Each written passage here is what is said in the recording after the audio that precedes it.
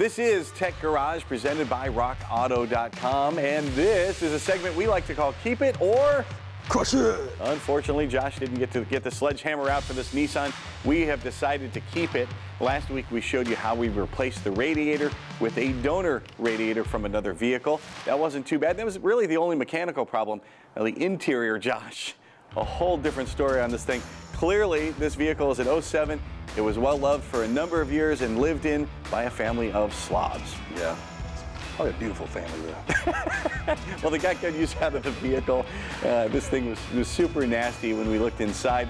But then we started to look inside that donor vehicle, and we decided that might be the way to go. We just took the interior from that and brought it over to this Nissan. So the seats were where we started. They can be kind of intimidating, at least it appears that way, but it's really not that complicated, Josh. Right, once the trim is taken off the front, really it's just a matter of getting to the bolts. And the trim is one of those things you want to be careful with. It can be frustrating with trying to get to the tabs, but you definitely want the trim back on there to keep it looking nice. You rip a tab, and that's not going to be a happy day when you can't get it back on. Right, and the trim sometimes is hard to replace, so you want to make sure you preserve the old trim on the vehicle. Once it comes to actually removing the seat, though, just a few bolts there, Josh. Yeah, just two in the front, two in the rear. It seems like you said, seats can be intimidating. They look big, bulky, and heavy, but just take out the two in the front, two in the back. You want to be concerned about the electrical connectors. Sometimes you have an airbag connector there that goes into the seat, so you want to be careful with that. It's going to be bright yellow if you have that. We didn't have that. We just disconnected those and then took the 4 bolts out.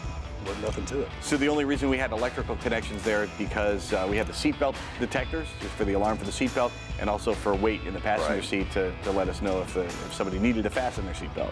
Once we had those disconnected, just went ahead and took out the 2 front bolts, the 2 rear bolts, and nothing left but to pull the seat out. And that was for the front row. Then moving on to those captain's chairs in the second row. Right, so there's just a little bit of trim work there. It had these little fancy curtains, but also there's like a shock absorber type thing. Looks just like a hood strut. In fact, that's exactly what it is. Just pull the little tab at the top and bottom, and that pops right off. And that's the shock that enables the seat to flip up to give you more storage space? Right, it gives it a little spring to pull the seat forward. Gotcha, and just some bolts there on the rear seats as well. Right, you had to take that shock off to be able to get to the bolt to be able to take that seat out. On to the third row. Lucky enough to have a third row in this vehicle. And that was simple because there were no electrical connections there. Right, it's just a spring to pop off, a couple bolts on the side, but with me and Benjamin were able to kind of wiggle that thing out and remove that seat once we got those bolts out.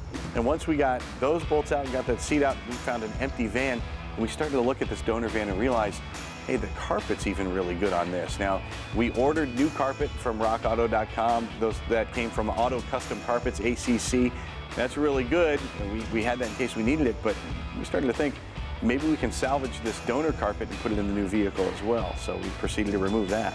Right, now that all the seats are out, that's really like everything that's holding this carpet down.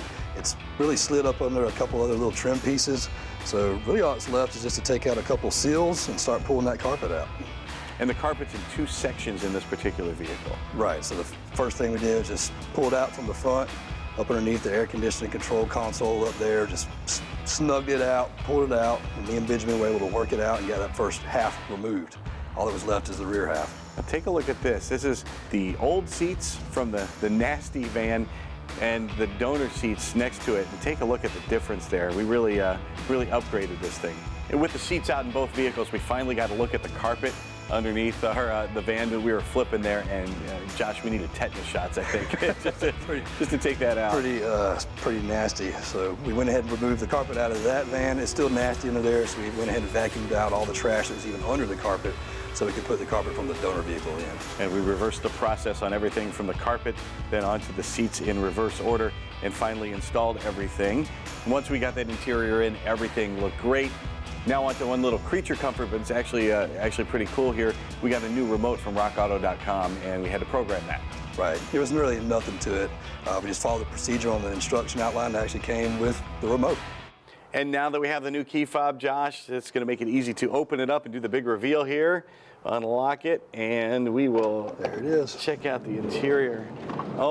Oh my goodness, what a transformation compared to the vehicle the way it was. And right down to the carpet, which, by the way, is still the donor carpet. Right. We have the carpet, as I mentioned, from RockAuto.com. The farther we've gotten into this project, Josh, I know you've been thinking about keeping this for your family. You've got 87 or 88 kids, and I love every one of them. And extra carpet might be the thing you need down the road, so maybe we can hold on to that. If you get some carpet mats to put on top of this, that'd be nice. Excellent. That'll preserve it and make it last even longer. Well, this has been an amazing transformation. We hope to bring you another one next week as we look at our Ford F-250 and decide whether we're going to keep it or crush it. That's right. I suspect we're going to keep that one. It's a pretty cool looking vehicle. We'll be right back with lots more Tech Garage presented by RockAuto.com, so don't go anywhere.